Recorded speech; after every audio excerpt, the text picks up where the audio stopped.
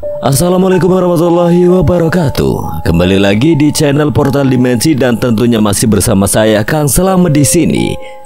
Kali ini Kang Slamet akan menceritakan sebuah kisah yang berjudul Dewi Mayang Gresik. Cerita ini ditulis oleh Yasmin Rumi, dan sebelum kita masuk ke ceritanya, buat kalian yang belum subscribe channel ini, tekan tombol subscribe-nya terlebih dahulu dan tekan tombol notifikasinya agar kalian tidak ketinggalan cerita terbaru dari Portal Dimensi. Juga jangan lupa follow Instagram Portal Dimensi juga. Gak usah berlama-lama lagi, langsung saja kita masuk ke ceritanya. Dewi Mayang Gresik.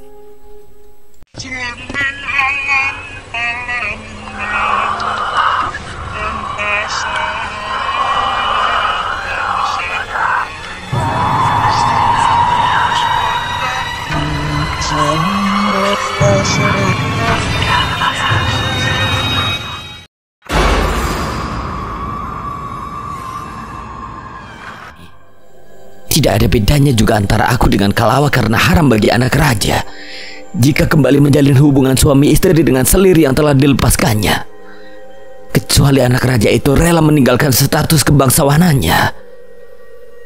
Namun sayang, kebaikan Raka Balu tadi dibalas Danum dengan sekalimat pernyataan yang amat mengejutkan semua orang, terutama Kalawa. Danum tidak mengada-ada, peraturan itu memang benar, bahkan telah ada sejak nenek moyang mereka. Hal itu pula yang membuat Kalawa jadi sadar diri dan segeranya dari sana membawa air mata yang telah menggenang di pelupuk. Melihat Kalawa pergi, Raka Balu sama sekali tidak mencegahnya. Memang lebih baik Kalawa tidak berada di sana mendengar ocehan Danum yang sengaja ingin merusak mental Kalawa. Aku harap Kanda tidak lupa dengan peraturan itu. Suara Danum sekian lantang, tapi Raka Balu menanggapinya dengan seulas senyum yang membiarkan Danum melayangkan segala bentuk protes dan pembelaan, sehingga sidang itu berlangsung lumayan lama dan pelik. Beruntung Kalawa tidak lagi di sana, jika tidak ia akan terpuruk dengan ragam macam penghinaan Danum. Kalawa merasa pening sekali. Setelah berusaha menahan tangisnya, ia pun duduk bersandar di ranjang memejamkan mata meredam sakit itu. Cindai khawatir segera memanggil Bomo sebelum sesuatu seperti kemarin terjadi lagi.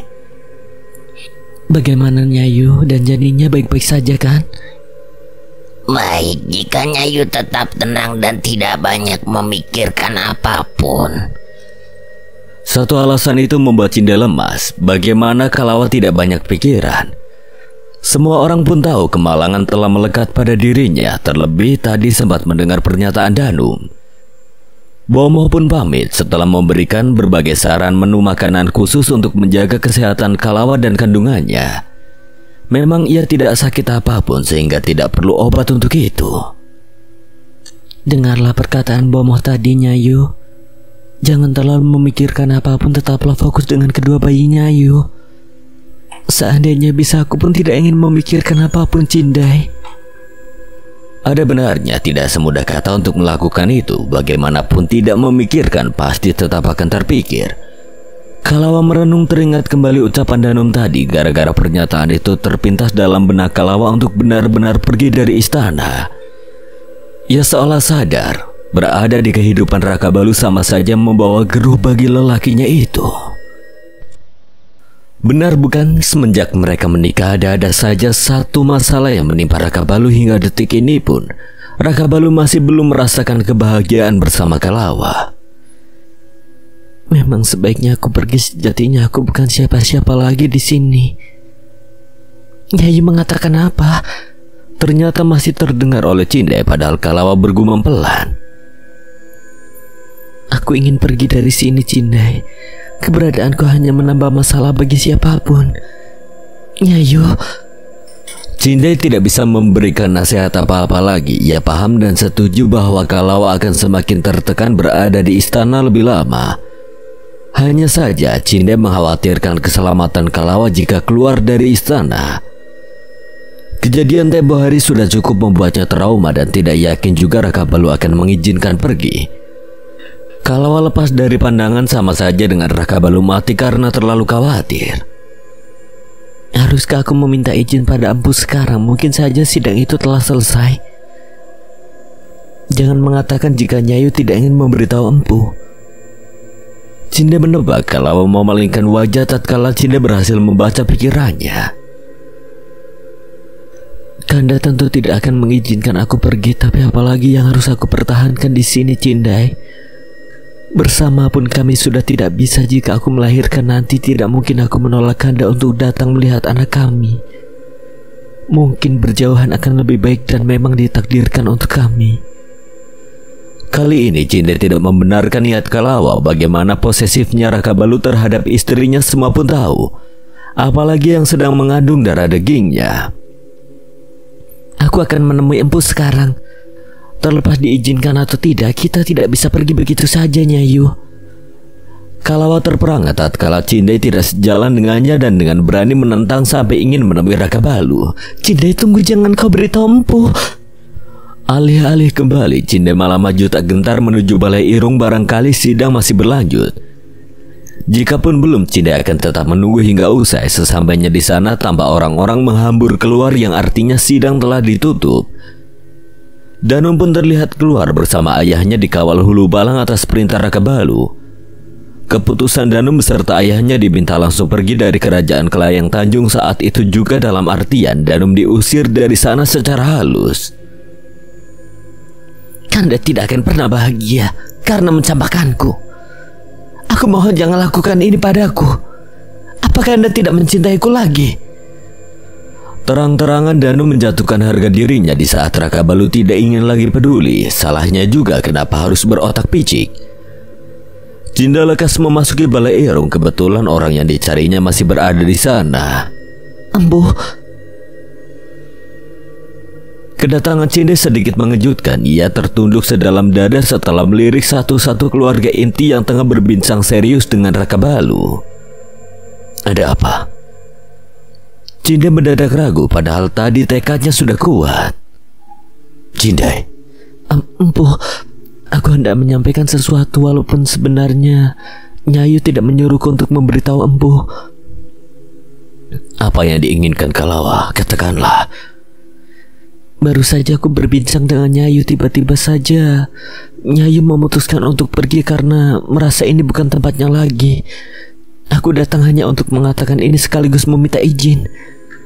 3 orang di belakang Raka Balu saling padang. Ada apa lagi dengan Kalawa? Apakah karena suasana hatinya yang selalu berubah-ubah sehingga melakukan keputusan beresiko itu?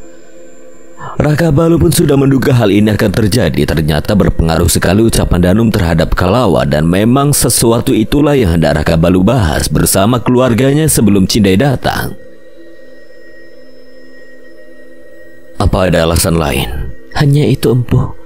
Nyayu memang butuh suasana baru agar batinnya tidak bertambah tertekan, karena gara-gara itu Nyayu kembali mengalami pendarahan semalam. Suasana hening dan canggung bagi Cindai. Setelahnya ia memilih pergi karena Raka Balu tidak memberikan respon apapun. Akan tetapi beliau matanya menandakan ia sedang diserang panik, apalagi saat Ruknila menimpali tentang pendarahan Kalawa. Mendengar darah yang begitu banyak saja membuat Raka Balu berdebar-debar. Anakku. Ruknila bergumam, serautnya terlihat cemas ketika Raka Balu kembali dihadapkan oleh pilihan yang sulit. Tanpa kata, Raka Balu pun bergegas ke sentong ujung istana Raja Kelayang Tanjung. Ruknila dan Arya tidak tinggal diam. Mereka turut membersamai Raka Balu yang sudah lebih dulu melangkah. Cindai kembali, nafasnya tersengal akibat setengah berlari kembali ke sentong. Di sana Kalawa terlihat sedang mengeluarkan satu persatu pakaiannya dari almari. Kedatangan Cindai pun menghentikan aktivitasnya. Cindai, kenapa kau pergi begitu saja? Siapa yang meminta? Tidak perlu kau menemui Empu. Cindai tertunduk sembari meminta maaf atas kelancangannya. Sudahlah, jangan merasa bersalah. Aku tidak marah, Cindai. Mari kita kemasi ini dan pergi. Pergi? Siapa yang mengizinkan Dinda pergi? Suara itu mengagetkan Kalawa. Ia menoleh ragu ke arah pintu mendapati Raka Balu berdiri berdecak pinggang. Dari Raka Balu yang tengah berdiri berdecak pinggang, lirikan Kalawa berpindah pada Cindai yang kini tertunduk takut.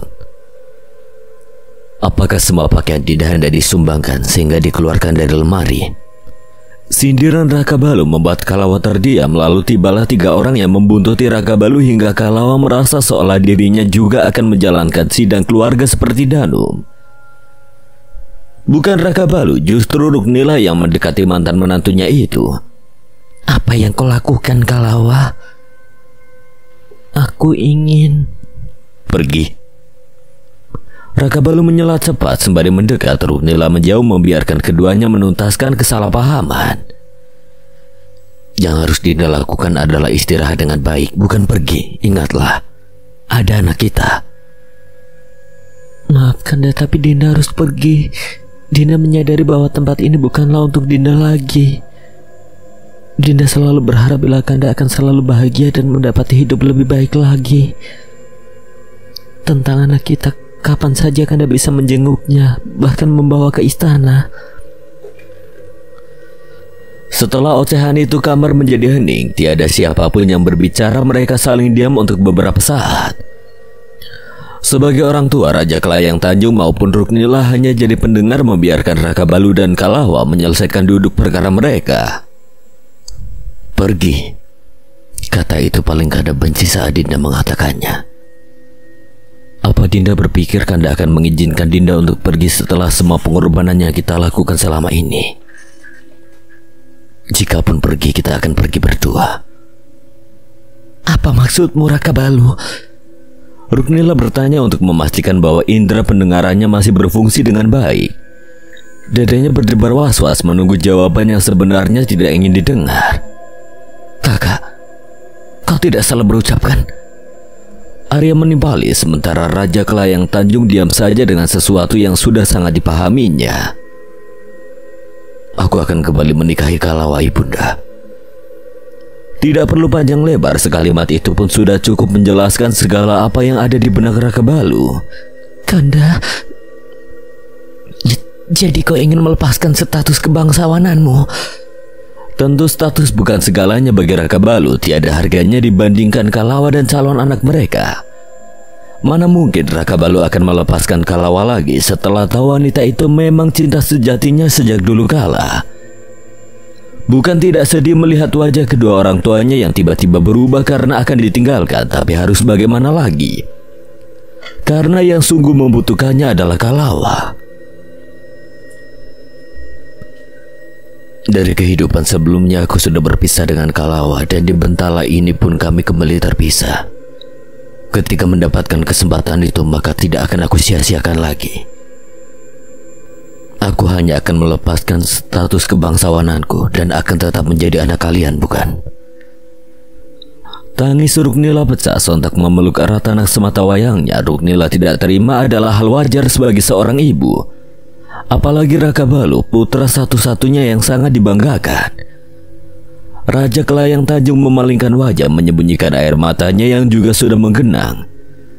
Arya berdiri tertegun, tidak bisa berkata lagi manakala tiada lagi teman kelakar senyaman kakaknya Raka Balu. Keluarga Kelayang bersedih, di sisi lain Kalawa justru merasa bersalah. Ia menganggap dirinya memang biang masalah ketika sekarang menjadi pemisah antara anak dan dua orang tuanya. Kanda, lepaskanlah Dinda baik-baik seperti Kanda meminta Dinda dengan baik pada orang tua Dinda dulu. Kebersamaan kita hanya akan menyakiti dan membuat sedih banyak pihak. Lepaskanlah, karena sesungguhnya Dinda bukanlah siapa-siapa yang pantas Kanda pertahankan seperti ini. Kita masih bisa bertemu dengan mengasuh anak bersama-sama walau tidak lagi menjadi suami istri. Baru saja Raka Balu hendak membalas, Raja Kelayang Tanjung sudah lebih dulu berujar. Apa yang kau katakan benar adanya, Kalawa. Namun kau harus melihat pengorbanan Raka Balu untukmu. Dia sudah berkorban dari kehidupan kalian yang dahulu sampai terlahir seperti sekarang ini. Ayahanda bersyukur tatkala Dewata Mangkara menghadiahi kami anak sesempurna Raka Balu yang ternyata jelmaan Mahapatihnya. Oleh sebab itu, cara paling tepat untuk menyatakan rasa syukur itu adalah dengan membuat Raka Balu bahagia. Karena anakku selama ini telah banyak tersakiti oleh pengkhianatan. Penuturan Raja Kelayang Tanjung seolah membuka mata yang mendengarnya. Ruknila pun tersadar betapa egois bila meminta Raka Balu tetap berada di sisinya tanpa peduli dengan perasaan anaknya itu. Pemikiran Raja Kelayang Tanjung sangatlah bijak, tapi tidak ada yang tahu bahwa dirinya tengah menahan sedih tatkala anak kebanggaannya akan meninggalkan tahta dan juga istana terlebih dirinya. Jalan inilah yang pada akhirnya dipilih Raka Balu. Baginya segala bentuk harta dan kemewahan di dunia ini tidak akan ada yang bisa menggantikan posisi Kalawa dalam hatinya. Jangankan tahta di dunia, menjadi Mahapati sang pemimpin Suralaya pun mampu Raka Balu lepaskan. Ruknila mengurai pelukan, menangkup kedua pipi Raka Balu ditatapnya dengan berlinang. Tapi kau akan tetap mengunjungi ibunda. Kau akan tetap menjadi kesayangan ibunda kan? Begitu sedih menyayat hati mendengarnya. Sebagai balasan, Raka Balu mengecup cukup lama dahi sang ibunda sebagai tanda betapa ia sayang. Apapun statusku, aku tetaplah anak kesayangan ibunda. Tetap menjadi anak kecil ibunda walaupun aku sendiri tidak lama lagi akan mempunyai anak. Tangis Ruknila kembali pecah. Raka Balu lekas merangkul ibunya juga Kalawa. Raja Kelayang Tanjung tidak ingin melewatkan saat-saat itu. Ia menarik Arya merangkulnya bersama dengan keluarga yang lain seolah ingin mengatakan pada seluruh dunia bahwa kebahagiaan tidak akan selalu didapat dalam bentuk materi apapun. Cinda yang menyaksikan tidak kuasa menahan haru hingga ikut menangis di belakang keluarga Kelayang. Ia bahagia karena Kalawa dikelilingi orang-orang yang sangat menyayangi dan mengasihinya. Aku minta maaf pada semuanya. Rangkulan itu pun terlepas. Ruknila segera menyeka air matanya, kemudian memeluk Kalawa sebagai tanda restu bahwasanya akan diterima kembali menjadi menantu, meski telah berbeda. Berbahagialah dan jaga kandunganmu, karena ibunda tidak akan selalu ada di sisimu, Kalawa. Tidakkah Kalawa menjadi orang paling beruntung? Kini stempel nasib buruk yang melekat padanya akan terhempas jauh-jauh berganti dengan permaisuri dengan sejuta kebahagiaan di hati Raka Balu, walau tanpa mahkota. Ayahanda rasa semuanya sudah selesai dan untuk ritual pelepasan kebangsawananmu diadakan besok saja.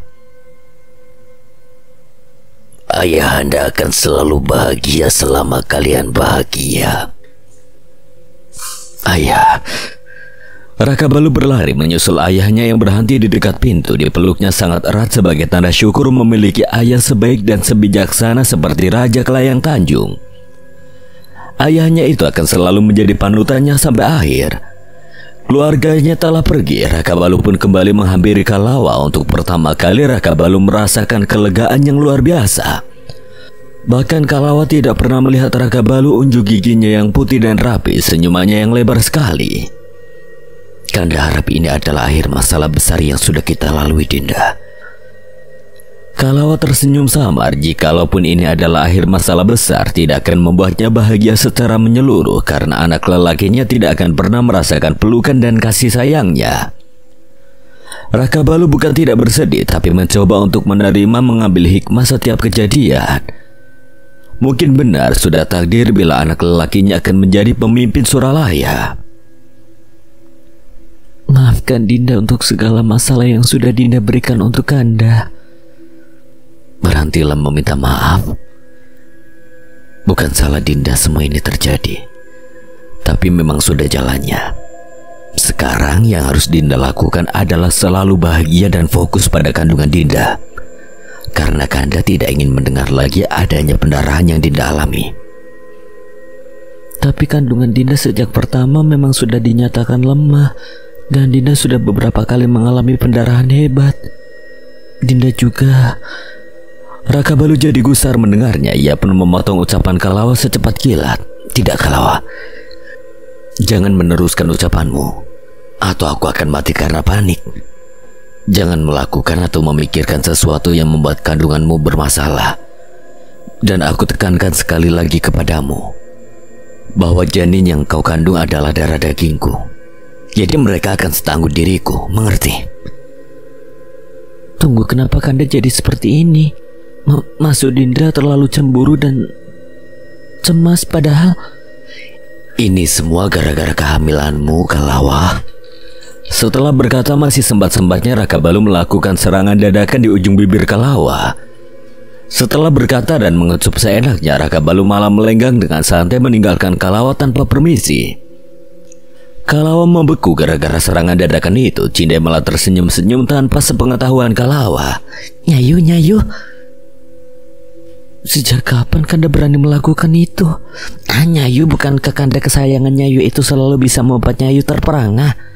Empu memang lihai mengambil hati perempuan. Kalawa mendengus ingin sekali membungkam mulut Cindai agar berhenti mengoceh yang tidak-tidak. Dimintanya Cindai untuk mengemasi seluruh pakaian karena besok atau lusa mereka akan angkat kaki dari istana sesudah ritual pelepasan status kebangsawanan Raka Balu. Mengingat itu membuat Kalawa semakin bersedih. Ia merasa bukan wanita istimewa, sehingga Raka Balu harus melepaskan segalanya hanya demi wanita sepertinya. Ibunda dan ayahanda pasti akan bersedih sepanjang waktu. Ia bergumam jauh memandang pada awan di langit sana. Semuanya memang selalu menjadi serba salah. Apapun keputusannya pasti menyakiti salah satu pihak. Biarlah, biarkan saja berjalan dengan apa yang ada. Seiring waktu semua akan baik-baik saja. Kalawa merasakan atmosfer kesedihan itu, sama halnya dengan Ruknila yang tiada henti menangis selepas pertemuan tadi. Dayangnya sampai bingung harus melakukan apa. Akhirnya melapor pada Raja Kelayang Tanjung tatkala mendapatkan pengaduan. Raja Kelayang Tanjung pun segera menemui istrinya. Sifatnya tidak ubah dengan sang anak yang selalu risau bila tahu keadaan istrinya tidak baik-baik saja. Benarlah apa kata Dayang, Ruknila sedang menangis meringkuk di ranjang memunggungi pintu sampai tidak menyadari kedatangan suaminya. Istriku, menangislah. Bila kebanyakan lelaki meminta wanitanya untuk berhenti menangis, berbeda dengan Raja Kelayang Tanjung. Ia tahu segala perasaan tidak nyaman itu akan luluh bersama air mata. Oleh sebab itu, dibiarkannya Ruknila menangis sampai puas. Teruslah menangis. Jika perlu sampai kau lelah. Asal tangisanmu itu tidak dilihat oleh Raka Balu. Aku pun bukan tidak bersedih. Tapi sebagai ayah aku mencoba untuk menghormati keputusannya. Anak kita berhak bahagia dengan pilihannya sendiri. Lagi pula kau tahu bahwa Raka Balu lebih dulu milik Kalawa. Mereka memang suami istri di kehidupan sebelumnya. Bukan mereda, tangisan Ruknila justru semakin menjadi. Dirinya memang tidak rela, tapi bukan berarti akan menuntut Raka Balu untuk tidak melakukan itu. Ia hanya sedih tatkala akan ditinggal berjauhan dengan putra kesayangannya setelah lama bersama. Raja Kelayang Tanjung duduk di ranjang membantu Ruknila duduk lalu merangkulnya. Dia hanya melepas status duniawi dan tetap akan jadi anak kita selamanya. Ruknila masih mencoba untuk berbesar hati menerima semuanya. Tidaklah mudah, tapi ia akan berusaha. Kemudian terpintas dalam benaknya tentang siapa yang akan menggantikan Raka Balu menjadi putra mahkota. Selepas Raka Balu pergi, siapa yang akan menduduki tahta? Anak perempuan kita tidak mungkin melakukannya. Memang tidak mungkin. Adik perempuan Raka Balu satu-satunya sudah menikah dan tidak lama juga akan menyandang gelar permaisuri utama karena Batara Sudarsa. Suaminya telah dinobatkan menjadi pewaris tahta kerajaan Bangdangsa. Raja Kelayang Tanjung tersenyum lalu menjawab, Kita selalu sepemikiran, istriku. Sepanjang perjalanan pulang dari tempat Kalawa, aku sudah memikirkan tentang itu matang-matang. Kita tidak lagi punya anak yang bisa menggantikan posisiku. Tapi kita punya satu anak sambung, bukan? Ruknila paham siapa yang dimaksud suaminya, Arya. Ya, anak sambungnya itu kelak akan naik tahta menggantikan kedudukan yang seharusnya jadi milik Raka Balu. Raja Kelayang Tanjung percaya akan kemampuan Arya memimpin kerajaan karena ia tumbuh dalam didikan Raka Balu. Tidak akan ada bedanya sebab Raja Kelayang Tanjung dan Ruknila selalu menganggap Arya sebagai anak kandung, apalagi semenjak pengakuan Kemboja yang menyedihkan membuat keduanya semakin tidak tega saja. Arya dianggap anak yatim piatu setelah tidak satu dayang pun yang mengaku pernah melahirkan Arya, seperti apa yang dikatakan Kemboja bahwa Arya ditukarnya dengan anak seorang dayang istana. Ruknila terlalu gamang untuk menjawab. Menurut itu saja yang bisa dilakukannya sekarang. Apapun akhirnya Ruknila selalu berharap yang terbaik. Jangan memikirkan apapun lagi, kita sudah membahasnya hari ini. Lebih baik istirahat saja karena besok ritual pelepasan status Raka Balu sekaligus mengumumkan Arya sebagai gantinya. Ruknila mengangguk samar, ingin sekali dirinya memanjangkan hari ini agar esok tidak tiba dengan cepat. Sejujurnya Ruknila belum siap sama seperti Arya yang pasti tidak akan siap. Raja Kelayang Tanjung sengaja tidak memberitahu Arya lebih dulu. Biarlah kan menjadi kejutan untuk semuanya, lagi pula supaya Arya tidak bisa menolak bila sudah diumumkan di depan semua orang. Bagi sebagian orang waktu berlalu dengan cepat gara-gara keputusan Raka Balu, banyak yang tidak tidur di antaranya. Kalawa semalam suntuk terjaga hingga pagi, kepalanya jadi terasa berat dan sedikit berputar-putar saat memandang. Aku akan membuatkan teh jahe madu untuk Nyayu. Cinde tidak perlu bertanya lagi, Kalawa pasti menjadi kurang sehat setelah semalaman tidak tidur. Cinde tahu, karena Raka Balu yang memintanya untuk menemani Kalawa. Pemberitahuan ritual pelepasan status kebangsawanan Raka Balu menjadi sarapan bagi para penghuni istana. Mereka terkejut, banyak yang menghormati keputusan itu, tapi tidak sedikit juga yang menyayangkan. Bahkan mencemooh, mereka menganggap Raka Balu terlalu bodoh melepaskan segalanya hanya demi wanita seperti Kalawa. Suara sumbang itu berlalu, bagi angin tidak sekali-kali mengusik Raka Balu. Mana mungkin bernyali menyuarakan ketidaksukaan mereka, terlebih itu menyangkut keputusan pribadi sang anak raja. Satu persatu orang berdatangan mengisi balai irung di kamarnya. Raja Kelayang Tanjung berdiri gundah di depan cermin begitu sendu menata bayangannya sendiri. Raka Balu anakku. Ia pasrah ketika helaan nafas panjang itu berhembus. Raja Kelayang Tanjung telah menekadkan diri agar tidak lagi bersedih atas para kanak sulung. Beberapa saat setelahnya Raja Kelayang Tanjung pun meninggalkan kediamannya. Langkahnya getir seolah berat sekali mendatangi balai irung. Tepat di tengah jalan, kedatangan Fat menghentikan laju langkah Raja Kelayang Tanjung. Fat berbisik mengabarkan sesuatu. Tahan, aku akan menemuinya setelah ritual nanti. Fat mengangguk patuh lalu menepi mempersilahkan Raja Kelayang Tanjung kembali melanjutkan langkahnya. Ketika sampai, balai irung telah penuh dengan para orang-orang penting. Kehadiran Raja Kelayang Tanjung memang sudah ditunggu-tunggu. Raka Balu, Ruknila serta Arya juga telah hadir sejak tadi. Kalawa juga hadir walaupun kesehatannya tidak begitu baik akibat tidak tidur semalaman. Ditambah lagi tatapan sinis orang-orang membuatnya berada dalam suasana yang tidak nyaman. Merasa sudah waktunya, dengan berat hati Raja Kelayang Tanjung membuka ritual itu. Ia menyampaikan sepatah dua patah sebagai kata pengantar sebelum memasuki bagian inti. Ya, kehadiran kita di sini menjadi saksi atas pelepasan status kebangsawanan anakku Raka Balu sebagai putra mahkota. Mata Ruknila mulai memerah menahan tangis. Tatapannya tidak lepas ke arah sang anak yang duduk berseberangan dengannya.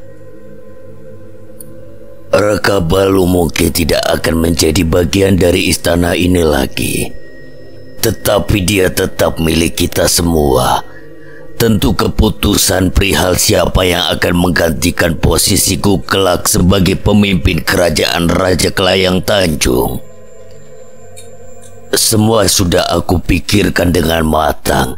Bahwa tahta yang seharusnya menjadi milik Raka Balu akan dialihkan pada Arya. Dialah yang akan naik tahta. Arya sontak menoleh, matanya mencelang tidak percaya. Sebelum ia melayangkan protes, Raka Balu lebih dulu menggenggam erat tangan kirinya. Aku percaya padamu, Arya. Kau pantas menjadi raja karena kau adik lelaki kebanggaanku. Arya terdiam, matanya memipik berkaca-kaca menahan sedih. Selamanya tidak akan pernah ia temukan lagi orang seperti kakaknya itu. Sudah waktunya aku pergi. Raka Balu melepaskan genggamannya, bangun dari duduk berjalan ke tengah kumpulan. Orang-orang bermuram durja membuat Raka Balu tidak perlu bicara panjang lebar, takut jikalau mereka semakin hanyut dalam kesedihan.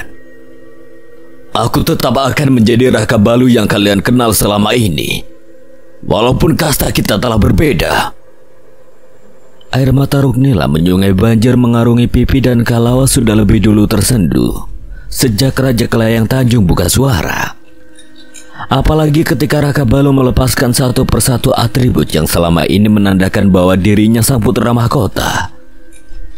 Terakhir Raka Balu menyematkan lencana miliknya pada Arya sebagai tanda bahwa ia bukan lagi seorang bangsawan. Juga bukti penobatan Arya menjadi putra mahkota. Ucapan Raka Balu seolah menjadi kenyataan dulu tatkala Raka Balu dan Kalawa bermalam di Telaga Bahandang untuk pertama kalinya. Raka Balu pernah berandai hidup menjadi orang biasa yang tidak banyak beban, dan pada akhirnya semua angan itu terkenan hari ini. Tangis menyambangi cakrawala bergetar membekukan rahang. Para hadirin membisu seolah tanda seluruh kata. Ruknila sontak berjingkat dari duduknya menghambur memeluk Raka Balu. Hati meredam pilu manakala tangisan sang ibunda kembali membasahi pundak. Maafkan aku ibunda. Ini bukan sebuah kesalahan, jangan merasa bersalah. Ibunda hanya takut tidak bisa mengatasi rindu padamu Raka Balu. Aku hanya keluar dari batas gerbang istana, bukan pergi ke ujung dunia ibunda. Setelah menikah nanti, Raka Balu telah berencana akan membangun hunian sederhana tidak jauh dari pasar. Hitung-hitung supaya dirinya bisa berniaga untuk menyambung hidup keluarga kecilnya nanti. Walau sokongan sang ayah tidak dipungkiri, tapi Raka Balu tidak ingin bergantung dengan itu. Para keluarga yang lain tidak memberikan pertanyaan apapun terkait keputusan Raka Balu, dan artinya acara penuh keharuan telah usai. Mereka beranjak, namun sebelum itu masing-masing memberikan pelukan terakhir pada Raka Balu dan sayang. Adik perempuannya tidak bisa hadir karena terlalu mendadak, tapi telah menerima kabar dan mengirim sepasang cincin sebagai kenang-kenangan. Raka Balu lekas menghampiri Kalawa yang sedari tadi menangis. Apa kau tidak lelah menangisnya juga, Kalawa? Raka Balu sengaja menggoda dengan suara yang dibuat-buat, kendati demikian tidak secuil pun menghibur hati Kalawa. Entahlah, mungkin rasa bersalah itu masih ada. Selepas ritual itu, kini tinggallah keluarga inti yang ada di sana. Mereka masih berkumpul di Balai Irung seakan meresapi masa-masa kebersamaan dengan Raka Balu dan Kalawa. Lantas bagaimana dengan gelar pernikahan kalian, Raka Balu? Dalam suasana haru, tiba-tiba Raja Kelayang Tanjung mencetuskan pertanyaan itu. Pertanyaannya mewakili beberapa orang di sana. Gelaran pernikahanku tentu aku ingin dilakukan cepat-cepat, tapi membuat acara yang meriah membutuhkan waktu. Tepat di akhir ucapan, Raka Balu melirik pada jemari lentik yang sedang meremas kuat jemarinya. Raka Balu tahu bahwa Kalawa hendak protes tapi segan. Menyiapkan pernikahan yang besar tidaklah membutuhkan waktu lama jika kau ingin. Tapi tampaknya kau sudah tidak sabar sekali, anakku. Tidak ibunda, aku hanya bergurau saja. Kalawa sudah hamil tua dan aku tidak ingin Kalawa kelelahan. Hanya karena acara pernikahan itu. Cukuplah kami melakukan ritual inti saja. Lirikan Raka Balu berpindah pada Kalawa yang tertunduk tidak berani menegakkan kepala. Merasa tidak nyaman, tiba-tiba juga Kalawa menjadi canggung. Menggelar pesta pernikahan besar-besaran tidak masalah bagi Raka Balu, namun kondisi Kalawa sangat dipertimbangkan olehnya. Kandungan Kalawa lemah, jangankan kelelahan, banyak pikiran saja langsung berdampak pada kandungannya. Tidak, Raka Balu tidak bisa membayangkan seandainya hal buruk terjadi pada Kalawa dan dua calon anak mereka. Cukup sudah Raka Balu kehilangan Mahina dan Sanja, juga Danum yang dulu sempat beberapa kali mengalami keguguran. Maka untuk yang satu ini Raka Balu benar-benar akan ekstra menjaganya. Jika itu yang kalian mau, baiklah, kabarkan ini pada yang lain. Tentang harinya silakan kalian tentukan. Aku yakin kakak menentukannya tidak akan lebih dari 3 hari dari hari ini. Tepat sekali, aku memang akan menikahi Kalawa lusa. Anakku memang tidak sabaran. Mereka pun tertawa. Suara riuh saling bersautan itu mengartikan bahwa masih ada tawa dalam duka, seolah hilang kesedihan yang melanda beberapa waktu lalu. Kalawa sendiri mencoba untuk membaur dengan suasana yang berubah ceria. Dipaksanya tersenyum yang menjadi tampak getir. Selang beberapa saat mereka pun bubar kembali ke tempat masing-masing dan Kalawa diantar Raka Balu sampai ke kamar. Dijaganya dengan begitu hati-hati bagi boneka porselen yang takut pecah. Apakah Dinda sudah pernah memakai pakaian yang Kanda berikan? Kalawa menggeliring. Pakaian mana yang Raka Balu maksud, sebab bukan hanya satu pakaian yang pernah Raka Balu hadiahkan untuknya. Pakaian yang Kanda berikan sebagai hadiah setelah ritual Angge. Pakaian itu pernah sekali Dinda kenakan. Memangnya kenapa, Kanda? Pakailah malam ini dan tunggu Kanda di kamar. Jangan keluar sebelum Kanda tiba, bagaimanapun keadaannya, mengerti? Meski tidak tahu Raka Balu hendak melakukan apa, Kalawa mengangguk saja tanpa banyak bertanya. Raka Balu pun pamit setelah mewanti-wanti Kalawa untuk tidak banyak menguras pikiran dan lebih banyak beristirahat. Dari tempat Kalawa, Raka Balu hendak menemui ayahnya. Ternyata ayahnya baru saja keluar dari sana secara kebetulan melihat Cindai tengah lewat. "Cindai!" Tatkala namanya dipanggil, Cindai menoleh tanpa Arya berjalan mendekat. Cindai pun melangkah ragu-ragu. Ada apa, Batara? Mendengar Cindai yang tergagap menampilkan senyum di wajah Arya, Cindai terlalu gemas hanya untuk memperlihatkan rasa canggungnya. "Jika kau tidak sibuk, ayo bermain dam." Cindai terperangah. Dikiranya Arya memerlukan sesuatu, ternyata hanya ingin mengusir kebosanan. Lantas tidak serta-merta dijawab, Cindai masih diam kebingungan. Tanpa disadari ada seseorang yang tengah berdiri di ujung setapak memperhatikan tingkah keduanya. Sebab penasaran, Raka Balu pun menghampiri Arya dan Cindai tiba-tiba hingga keduanya terlonjak. Kakak, kau mengejutkan kami." Entah Arya terlalu fokus pada Cindai atau Raka Balu yang berjalan seperti angin tidak menimbulkan suara sehingga kedatangannya tidak disadari. "Apa yang kalian bahas?" "Batara, empu aku permisi." Cindai sontaknya dari tatapan menunggu jawaban. Sungguh ia takut sekali diinterogasi oleh Raka Balu. "Apa yang kau katakan sehingga pelayannya Yuku itu bersemu wajahnya seperti itu?" "Kakak, aku hanya ingin mengajaknya bermain dam." Raka Balu mendengus, menganggap adiknya itu kurang kerjaan mengajak dayang milik Kalawa bermain dam. Sudahlah, masih banyak hal penting yang ingin segera Raka Balu selesaikan. Ia beranjak menuju kediaman sang ayah dan Arya pun mengikuti jejaknya. Seandainya tidak terpergok Raka Balu, mungkin Arya sudah bersama Cindai sekarang. Namun sungguh Arya tidak punya niatan lain, hanya ingin Cindai menemaninya. Tapi gara-gara ajakan itu, Cindai mulai merasa tidak enak hati bertemu Arya, apalagi Raka Balu yang sempat menatapnya curiga. Cindai melamun bersama nyayunya yang akhir-akhir ini memang sering berdiam diri dengan pandangan kosong. Keduanya asik menunggu senja dalam lamunan panjang. Tahu-tahu langit sudah berubah jingga, sepi pun mulai merayap. "Nyayu sudah petang, Nyayu harus mandi dan bersiap."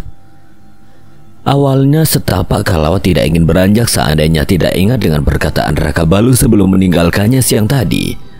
Untuk itu Kalawa segera menuju bilik air membersihkan diri. Sudah dari lepas petang Kalawa bersiap, tapi hingga malam berada titik paling pekat orang yang ditunggu tidak kunjung datang. Kalawa hilir mudik, hatinya mulai gelisah.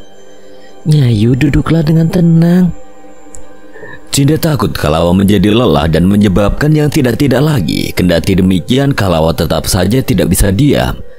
Karena sudah lumayan lama menunggu Raka Balu, bahkan bulan sabit saja telah berada di dekat ufuk. Ini sudah tidak biasa. Raka Balu bukan orang yang ingkar janji. Jikalaupun terlambat, itu pasti mengabari melalui tangan kanannya. Tapi ini tiada kabar sama sekali. "Di mana Kanda? Apa sedang ada urusan?" Melihat kegelisahan Kalawa, Cindai berinisiatif untuk mengetahui keadaan Raka Balu dengan mendatangi kediamannya.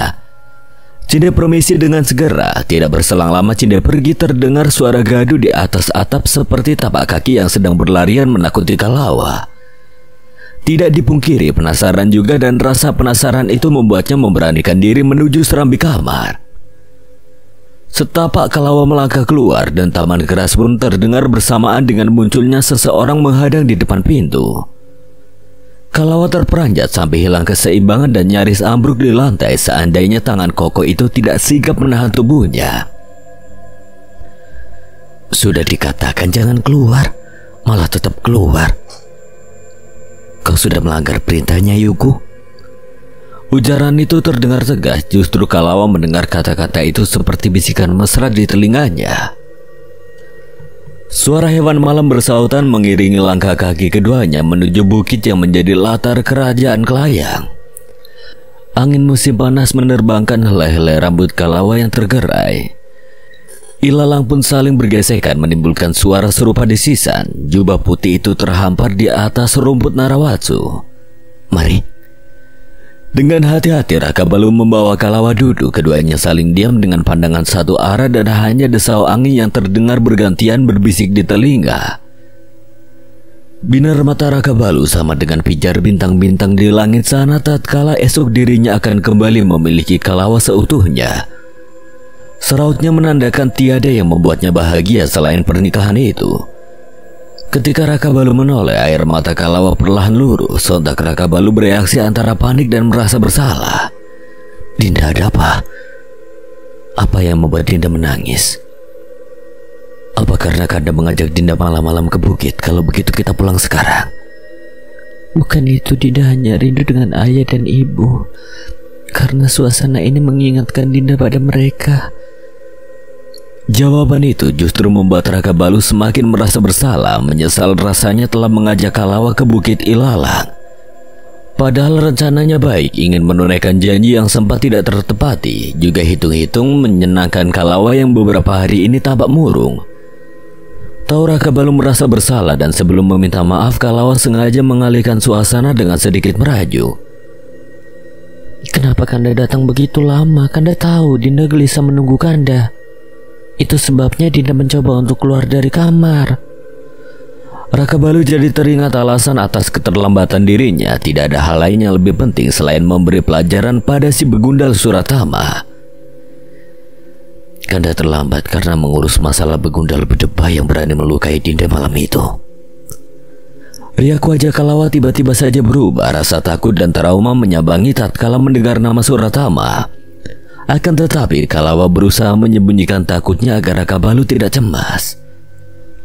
Lantas hukuman apa yang akan Kanda berikan padanya? Hanya memberi sedikit pelajaran dengan mengurungnya di ruang penyiksaan. Kalawa manggut saja. Ia tidak akan tahu bahwa Raka Balu telah memberikan pelajaran yang sebenar-benarnya pada Suratama.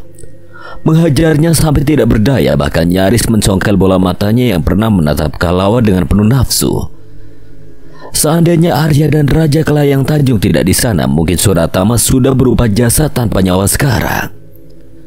Raka Balu tidak segan dipenggalnya kedua tangan Suratama sebagai balasan, dan itu pun masih dianggap tidak sepadan bila mengingat kejahatan yang hendak dilakukannya terhadap Kalawa.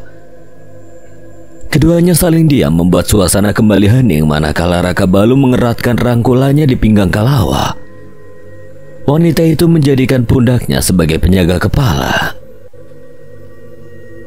Lihatlah Dinda. Raka Balu menunjuk ke arah kerlipan cahaya yang mulai bermunculan berterbangan ke sana kemari. Kunang-kunang? Sudah lama Dinda tidak melihat kunang-kunang. Terakhir kali Kalawa melihat serangga itu saat pertama bermalam di Telaga Bahandang bersama Raka Balu. Malam yang indah di sana membuat Kalawa ingin mengulanginya lagi. Telaga Bahandang memang jadi tempat teristimewa baginya. Boleh Dinda tangkap satu untuk dibawa pulang? Celetuk Kalawa riang, tangannya sudah terjulur hendak menangkap kunang-kunang yang terbang mendekat. Namun Raka Balu lekas menggenggam tangan Kalawa, mengecupnya sekilas. Jangan sayang, kunang-kunang itu akan bersedih nanti karena terpisah dengan kawannya. Apakah seperti Kanda yang juga akan bersedih bila berpisah dengan Dinda? Kalawa asal berceloteh, tapi itu membuat Raka Balu terhenyak. Sebaiknya kita pulang saja Dinda. Malam sudah semakin larut. Sejujurnya Raka Balu masih ingin berada lebih lama di sana bersama Kalawa, tapi setelah ocehan itu suasana hatinya berubah tidak nyaman. Mengapa kunang-kunang saja baru menampakkan diri? Bisakah kita duduk di sini sebentar lagi, Kanda? Tujuan Kanda mengajak Dinda ke sini untuk melihat kunang-kunang. Dan sekarang Dinda sudah melihatnya. Jadi mari kita pulang. Jangan terlalu lelah karena besok hari pernikahan kita. Untunglah Kalawa mengerti dan menurut ketika Raka Balu mengajaknya pulang. Ada baiknya mereka pulang sebab Kalawa akan bangun pagi buta untuk merias diri. Setidaknya harus tetap cantik dan anggun di depan halayak, walaupun pernikahannya sederhana saja. Setelah Raka Balu pergi dari Sentong, tinggallah Kalawa sendiri dan malam itu dihabiskannya dengan membaca beberapa kitab sebab kantuk sama sekali tidak menyambangi. Padahal Kalawa sudah letih seusai berjalan menuju bukit membawa perut yang besar. Para Dayang dan Hulu Balang pun seolah tidak tidur. Pagi-pagi sekali mereka sudah berlalu lalang tampak lebih sibuk dari hari biasanya. Begitupun Cinda yang masuk ke kamar Kalawa diam-diam agar tidak menimbulkan suara. Tapi kedatangannya disambut oleh Kalawa yang masih betah duduk di ranjang dengan beberapa kitab yang sudah habis dibaca. Nyayu sudah bangun atau...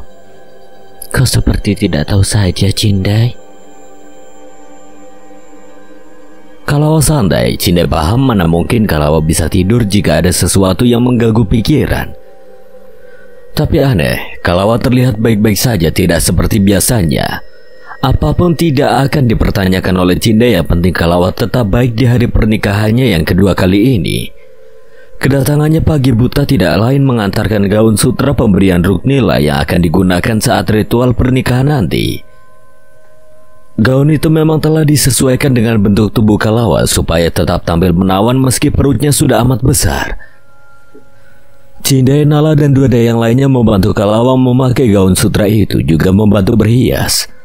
Semua telah siap. Di aula besar itu hanya kehadiran Kalawa yang ditunggu agar ritual bisa langsung dilakukan.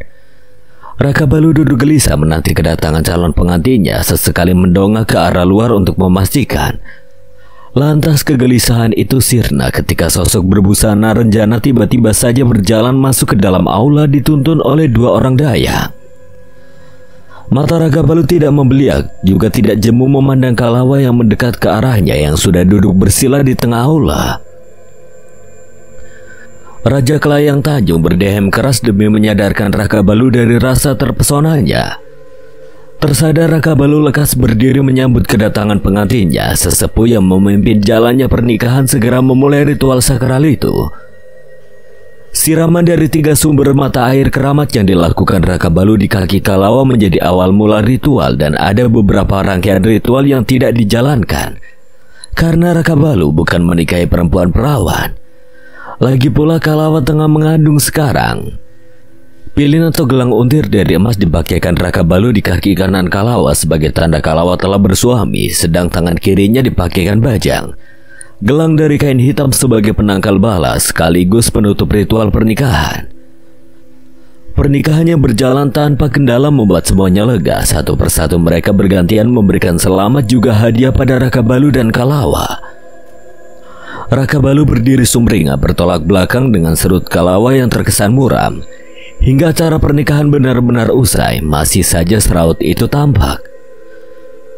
Kalawa lebih dulu kembali ke kamar, sementara Raka Balu masih termenung duduk di depan aula sampai kedatangan Jata mengusik lamunannya. Kenapa Empu masih di sini? Raka Balu menoleh, dilihatnya Jata sedang tersenyum-senyum. Apa yang menjadi alasan senyummu itu, Jata? Apakah kau sedang menggodaku? Aku tidak menggoda Empu, tapi ada baiknya Empu ke kamar saja, karena Nyayu pasti sedang menunggu. Bukankah ini jadi hari paling bahagia? Tidak seharusnya Empu melamun. Perkataan Jata benar adanya, tapi sikap Kalawa membuat Raka Balu risau sehingga mendatangi kamar pengantin jadi segan. Sejak pertama aku melihat Kalawa murung, apakah sebenarnya Kalawa tidak bahagia dengan pernikahan ini?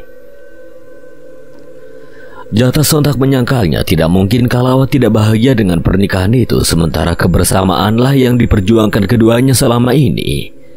Jika bukan karena kehilangan anak lelaki, lalu apalagi Empu? Sebaiknya katakan kepada Nyayu tidak perlu bersedih. Bukankah masih bisa membuat anak lagi? Bisa jadi anak lelaki, bukan? Apa kau kira sopan mengatakan itu pada Kalawa? Ketahuilah, aku tidak akan pernah membicarakan hal seintip itu padanya. Takut mendapatkan kemarahan lebih panjang lagi, Jata buru-buru meminta maaf dan Anya dari hadapan Raka Balu. Sepanjang hari Raka Balu gelisah, apalagi melihat Kalawa yang tidak kunjung menepikan sedihnya. Entah sudah berapa lama Raka Balu mondar-mandir memikirkan cara menenangkan Kalawa. Akhirnya ide terakhir pun digunakan untuk menghampiri Kalawa yang kebetulan baru menyelesaikan mandinya. Raka Balu melesat masuk menghadang Kalawa yang baru keluar dari bilik air. Kenapa Kanda suka sekali muncul tiba-tiba begini? Dinda terkejut. Omelan Kalawa sama sekali tidak dihiraukan Raka Balu, malah berujar, Kanda amati sepanjang hari Dinda murung saja. Apakah karena satu anak kita yang akan dibawa ke Suralaya? Jika memang karena itu, Kanda mohon pada Dinda untuk tidak terus bersedih. Bukankah kita bisa membuat anak lagi, bukan? 2 anak kita saja belum lahir, tapi Kanda sudah berkeinginan menambah anak lagi. Di mana letak rasa kasihan Kanda pada Dinda? Raka Balu terperangah. Jurus terakhir yang digunakan ternyata memang sukses. Sukses membuat istrinya itu salah paham dan menangis kencang. Ketakutan Kalawa bukan mereda, justru semakin menjadi. Alhasil setengah mati Raka Balu membujuk Kalawa agar kembali tenang. Di saat seperti itu Ruknila malah datang. Sebelum mencapai pintu sudah terdengar tangisan Kalawa. Takut terjadi sesuatu, Ruknila masuk begitu saja tanpa permisi. Sungguh pemandangan di ruangan itu membuat mata Ruknila mencelang. Patut terkaget-kaget tatkala dilihatnya Raka Balu sedang menenangkan Kalawa yang sesegukan dalam dekapan hanya menggunakan sehelai kain dan rambut yang masih basah. Wajar bila Ruknila sudah menduga yang tidak-tidak terhadap anaknya. Raka Balu, apa yang kau lakukan? Tidak seharusnya kau memaksa Kalawa. Apa kau tidak melihat kandungannya sudah sebesar itu? Raka Balu tercengang, bahkan mulutnya sedikit terbuka kontras dengan kedua alis tebal yang nyaris bertahun. Ibunda jangan salah sangka. Aku tidak melakukan apapun pada Kalawa. Raka Balu menyangkal ketika terjadi kesalahpahaman antara dirinya, Kalawa, dan sang ibu atas niat baik yang hendak dilakukannya. Memang tidak selalu niat baik dipandang baik. Lantas mengapa Kalawa menangis seperti itu? Ruknila tidak serta percaya, apalagi Kalawa tidak memberikan pembelaan seperti biasanya jika benar Raka Balu tidak melakukan pemaksaan. Raka Balu pun bersikukuh menyangkal tudingan yang dilayangkan ibunya dan meminta Kalawa untuk menjelaskan. Kanda tidak melakukan apapun, Ibunda. Tapi Kanda ingin menambah anak lagi sedangkan aku saja belum melahirkan. Entah merasa keadaan sudah riskan, Raka Balu tanpa sadar menyuruh Kalawa mengatakan yang sebenarnya, padahal istrinya itu juga sedang salah mengartikan niat baiknya. Apa? Kau jangan coba-coba bersikap seperti ayahmu, Raka Balu. Dengan cepat ingin menambah jumlah klan. Pikirkan lagi kondisi Kalawa setelah melahirkan anak kembar kalian. Melahirkan itu tidaklah mudah. Naas sekali malam Raka Balu. Harusnya di malam pengantin ini ia bermanja-manja dengan Kalawa setelah sekian lama putus hubungan. Alih-alih bermesraan selayaknya pengantin baru, malah mendapatkan omelan ibunya sendiri, juga Kalawa yang turut menyalahkannya. Aku tidak bermaksud seperti itu. Kalawa hanya salah paham saja karena pikirannya sedang kalut. Jadi... Mengapa Kanda menyalahkan Dinda? Pendengaran Dinda tidak salah. Dengan jelas Kanda berkata seperti tadi kok. Raka Balu hendak kembali membela diri setelah Kalawa memotong bicaranya, tapi Ruknila lebih dulu melontarkan ancaman. Kalau begitu Kalawa akan menginap di tempat Ibunda. Tidak bisa. Raka Balu berdiri pasang badan di depan Kalawa menghalau ancaman ibunya. Mana mungkin malam pengantin dihabiskannya seorang diri meringkuk tanpa kehangatan dari Kalawa. Sedangkan malam ini sudah lama dinantikannya. Akhirnya Raka Balu menggunakan jurus paling terakhir, yaitu melemah mengaku bersalah. Jika tidak, sepanjang malam perdebatan itu tidak akan berkesudahan. Ia membalik badan menghadap Kalawa, kembali dipeluknya seraya berbisik. Baiklah, Kanda salah dan Kanda minta maaf. Hanya sepenggal kalimat dan Kalawa luluh begitu saja. Tahu begini sejak awal saja Raka Balu merendahkan diri supaya tidak banyak drama seperti ini. Lantas apa yang membawa Ibunda datang kemari?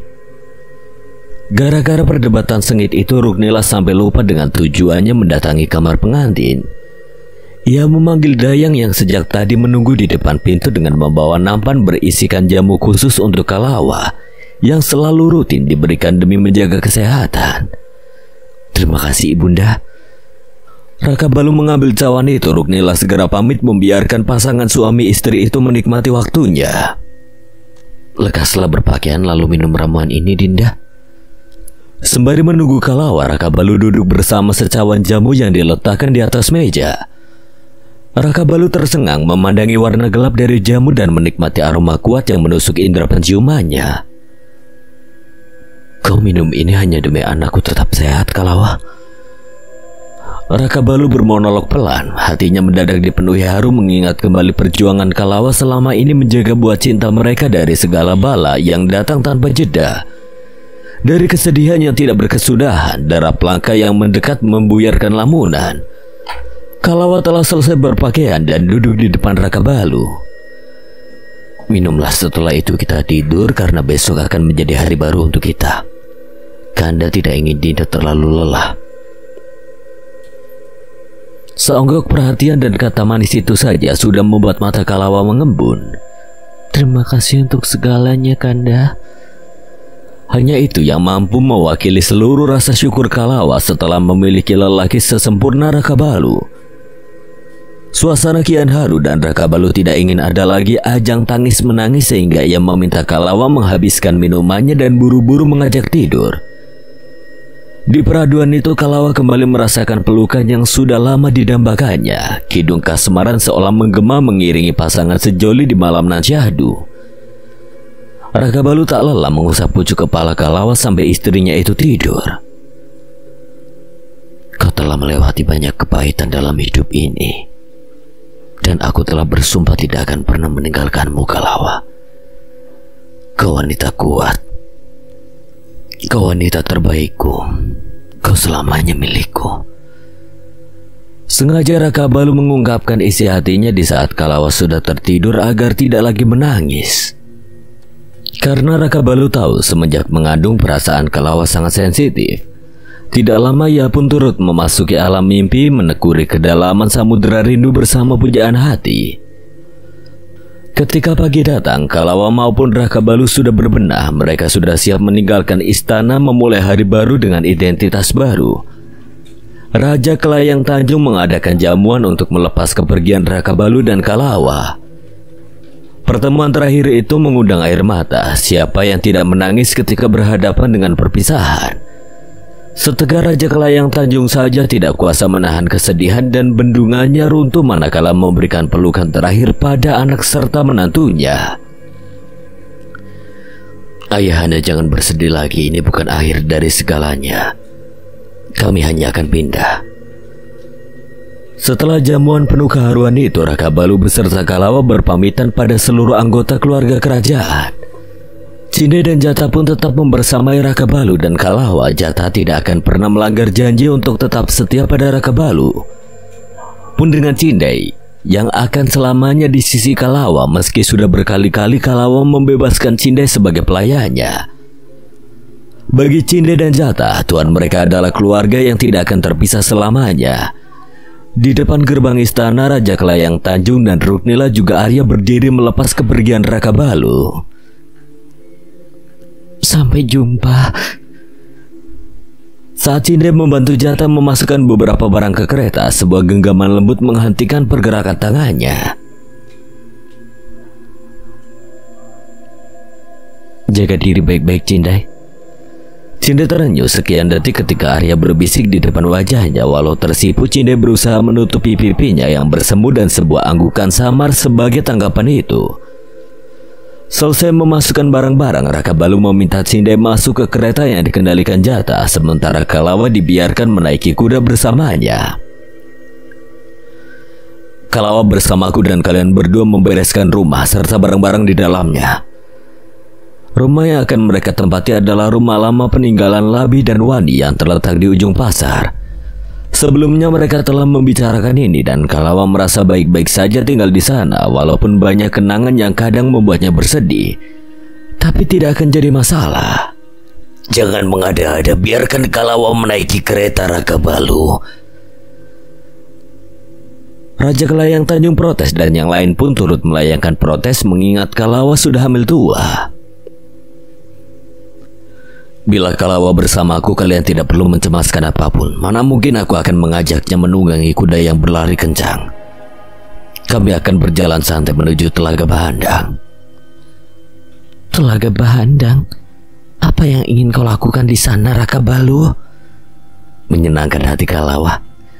Juga hitung-hitung sebagai nostalgia malam pertama kami di sana. Kanda, apa? Kalian melakukan malam pertama di sana, di Telaga Bahandang? Ruknila dan Raja Kelayang Tanjung syok, terlebih Arya yang tidak bisa membayangkan kakak iparnya melepas keperawanan di sana. Tidak bisa didefinisikan bagaimana Kalawa menahan malu setelah Raka Balu mengungkapkan malam pertama mereka dengan begitu polosnya.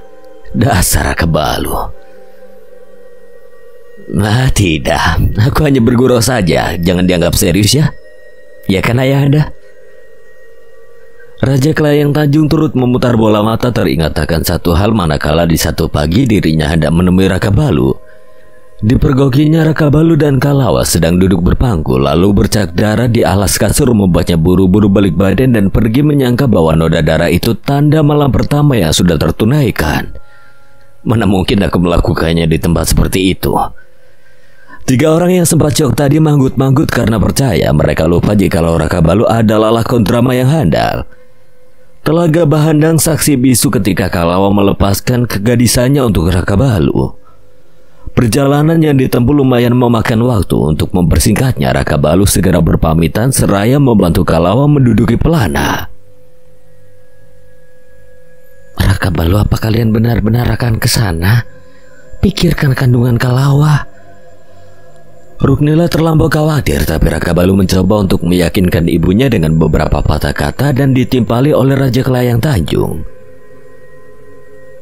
Kalawa suka Telaga Bahandang dan tampaknya dia sudah merindukan ketenangan di sana. Ucapan terakhir Raka Balu sebelum akhirnya benar-benar pergi. Kalawa tahu sekali isi hati Raka Balu. Suaminya itu sedang berusaha menyenangkannya, sedang berusaha mengalihkan rasa sedih, padahal ia sendiri sedang mencoba menyembunyikan lara hati. Ayah mana yang tidak akan bersedih ketika harus berpisah dengan anak lelakinya? Terlebih itu adalah anak lelaki pertama yang akan Raka Balu miliki setelah Danum dan Amala melahirkan masing-masing anak perempuan untuknya. Tentu kehadiran bayi lelaki begitu ditunggu-tunggu oleh Raka Balu, namun apalah daya, Raka Balu akan menganggap itu sebagai takdir sekedar menghibur diri. Di ujung pasar, Raka Balu dan Jata berpisah di persimpangan. Jata berbelok memasuki sebuah halaman rumah yang sudah ditumbuhi semak belukar. Ia menarik cenaka seraya turun dari dudukan kusir. Lama bergeming di depan pohon bungur yang tidak tumbuh meski telah hangus mengering. Pohonnya menjadi korban ajian sangga milik Kumbara. Jata. Seruan itu membuat Jata terkesiap melihat Cindai keluar dari kereta juga menenteng cenakas kecil. Apa yang ingin kau lakukan? Membantu membersihkan tempat ini.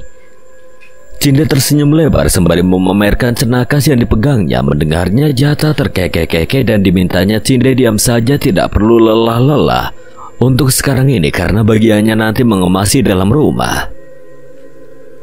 Apa kau tidak takut dengan ular? Duduk saja di sana, jangan terlalu lelah. Lagi pula Batara Arya memintamu untuk menjaga diri. Kontan Cindai terdiam. Kalimat itu bukan sebuah sindiran. Jata mengatakannya secara spontan dan apa adanya. Tatapan Cindai berubah nanar, bola matanya berkilat perlahan berair. Cindai, aku tidak bermaksud menyinggung perasaanmu. Jata buru-buru meminta maaf, takut bila perkataannya tadi membuat Cindai merasa. Aku tidak tersinggung sama sekali, justru bersyukur. Bersyukur macam apa yang Cindai maksud? Namun Jata tidak lagi bicarakan atau sekedar bertanya. Tampaknya ia adalah lelaki yang tidak ambil pusing dengan perihal orang lain. Ia pun kembali melanjutkan kegiatan membersihkan halaman rumah yang akan Raka Balu dan Kalawa tempati. Cindai masih termangu. Kepergiannya mengikuti Kalawa keluar istana pun sebagai cara menghindar dari Arya. Cindai tidak ingin Arya terus menggunakannya sebagai alasan untuk memintanya bertemu. Bukan apa-apa, Cindai seorang wanita yang punya hati dan perasaan. Takut seandainya nanti terlarut dalam perasaan itu, sedangkan antara dirinya dan Arya bagai bumi dan langit. Cinde sadar diri tidak perlu terlalu dekat dengan Arya, apalagi sekarang Arya telah resmi menyandang gelar putra mahkota. Daripada diam-diam melamun, Cinde memutuskan turun tangan membantu Jata supaya pekerjaan mereka selesai dengan cepat. Selepas senja, Cinde duduk di serambi rumah menyampir lelah, menormalkan nafas yang tersengal juga mengeringkan peluh. Jata ikut duduk setelah memasang obor di depan serambi. Jata butuh berapa lama untuk sampai di Telaga Bahandang? Sejujurnya aku cemas saat Nyayu melakukan perjalanan jauh. Mungkin sekarang mereka sudah sampai. Cinde menggerutu tidak percaya walau Telaga Bahandang dikatakan tidak terlalu jauh dari kawasan istana. Setidaknya membutuhkan waktu lebih sehari, apalagi kuda Raka Balu berjalan lambat. Jata hanya tersenyum mendengar ocehan Cinde. Ia tidak memberitahu jika ada jalan pintas yang menuju ke Telaga Bahandang. Sudahlah, sebaiknya kau membersihkan diri saja. Soalnya Nyayu percayakan saja pada empu. Cinde tidak menyaut lagi dan memilih untuk menuruti kata Jata. Cinde memang tidak perlu mencemaskan Kalawa, sebab ada Raka Balu yang selalu siaga dan siap pasang badan.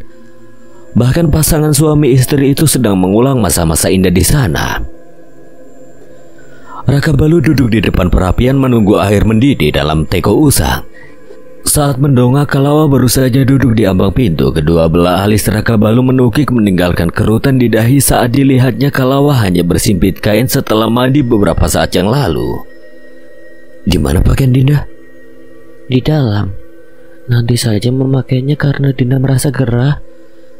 Raka Balu tidak heran mendengar keluhan Kalawa. Ia sudah paham. Danum dan Amala pun kerap mengeluh seperti itu seiring dengan usia kandungannya yang menua. Setelah menyantap sisa perbekalan siang tadi, Raka Balu segera mengajak Kalawa untuk tidur dengan alasan lelah.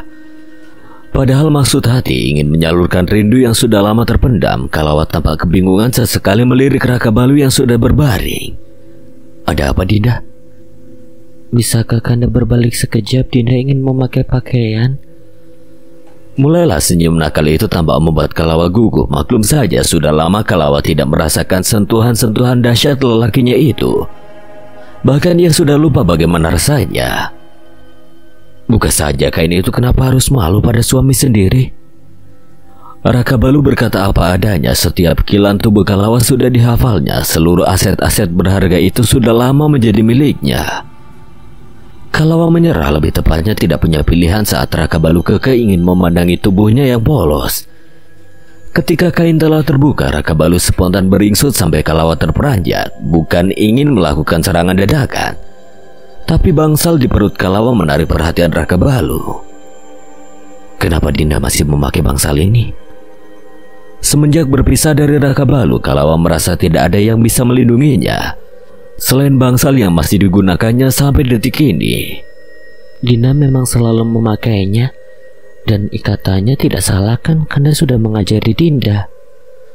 Raka Balu tersenyum amat manis. Bicara Kalawa benar-benar membuatnya ingin memberikan kecupan bertubi-tubi. Sembari melepaskan bangsal itu, Raka Balu berujar, "Ini tidak diperlukan lagi, karena Dinda sudah punya Kanda, dan ini..."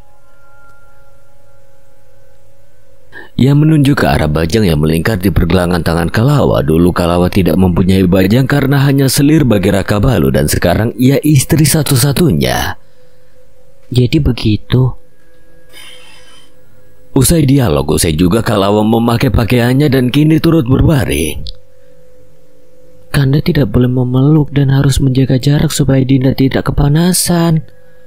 Raka Balu terkejut, padahal baru saja dirinya akan menunaikan hasrat terpendam. Tapi Kalawa sudah lebih dulu mengultimatum.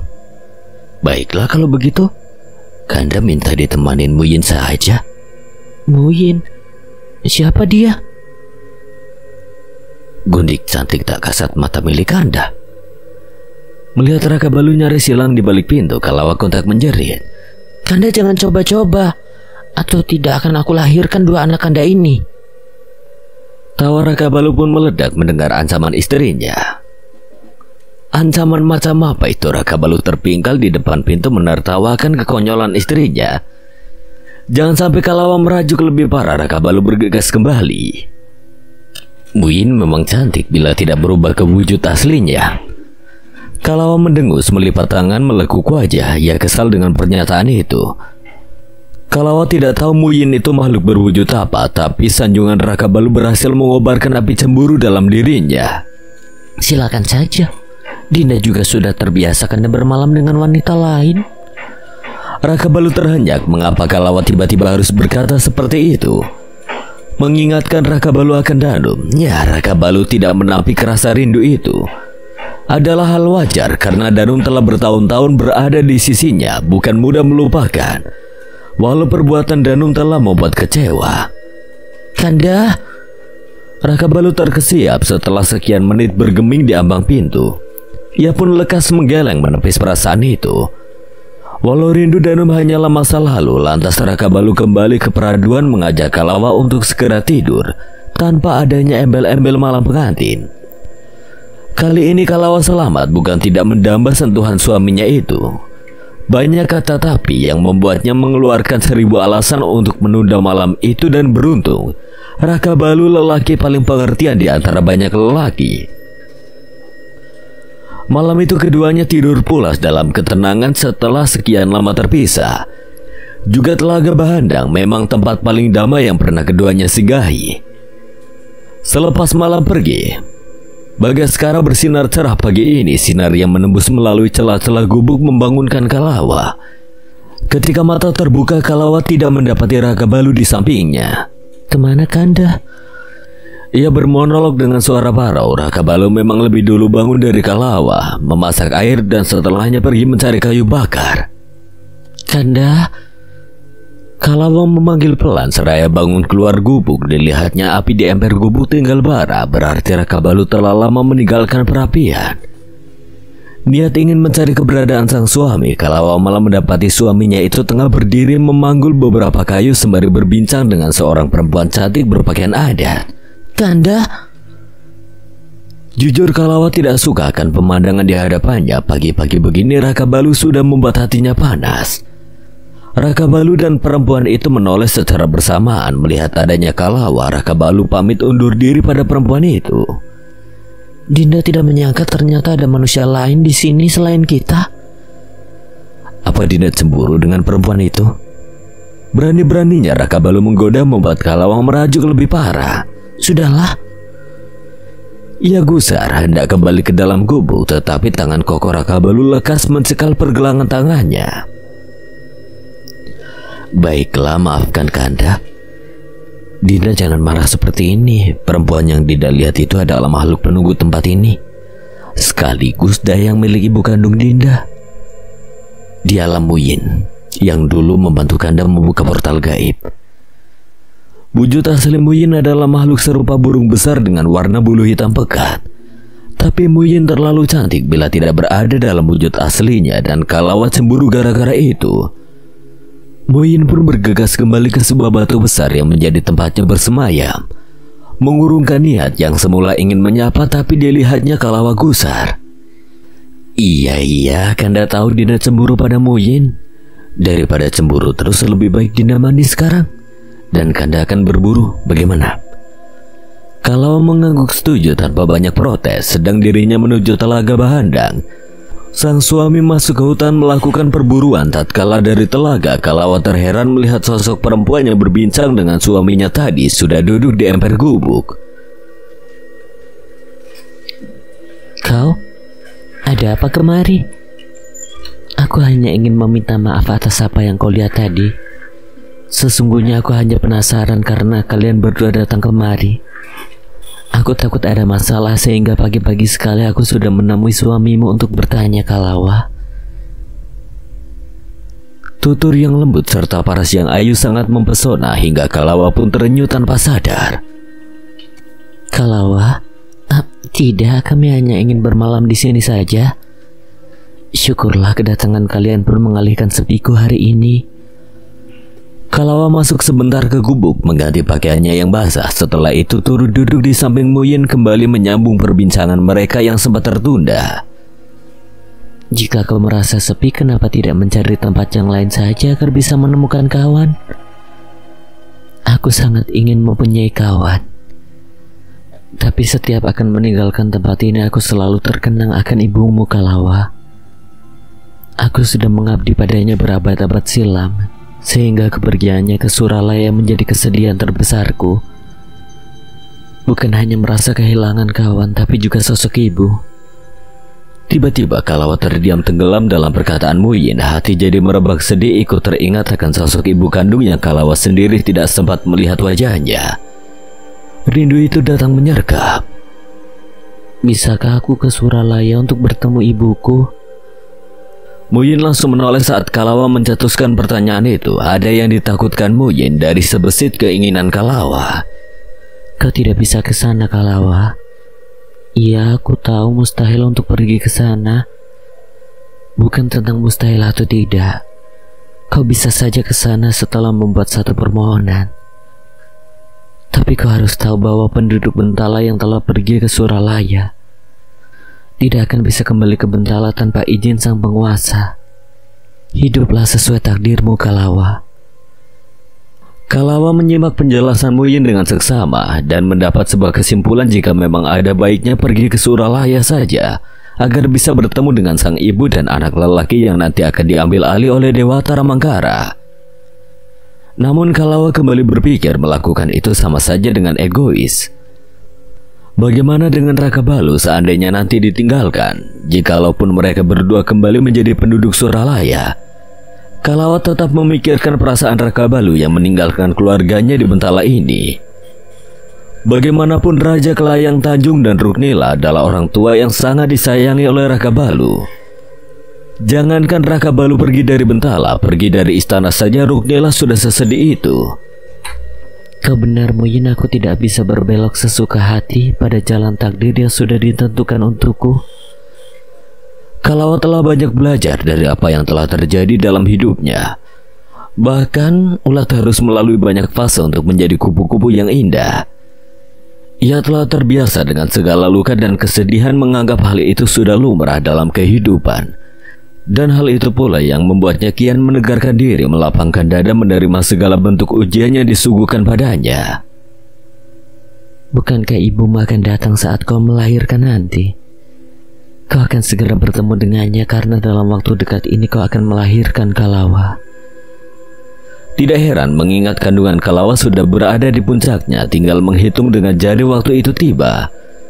Seperti saran Muyin, lebih baik Kalawa fokus mempersiapkan diri mendekati hari persalinannya daripada memikirkan hal yang tidak begitu penting. Kau benar, aku...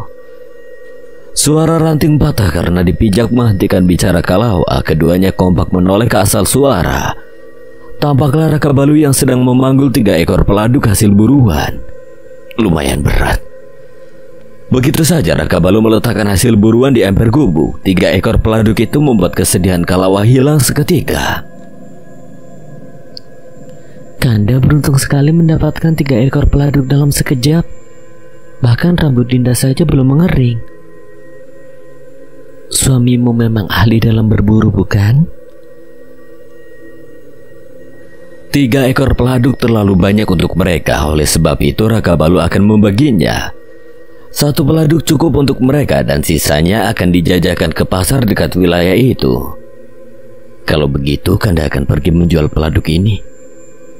Dinda tunggu di sini ya. Sayangnya Kalawa merengek tidak ingin ditinggal sehingga Raka Balu terpaksa mengajaknya. Beruntung Muyin bersedia membantu untuk menyiangi peladuk serta memasaknya. Dengan begitu Raka Balu tidak perlu cemas karena istrinya bisa langsung makan setelah pulang dari pasar.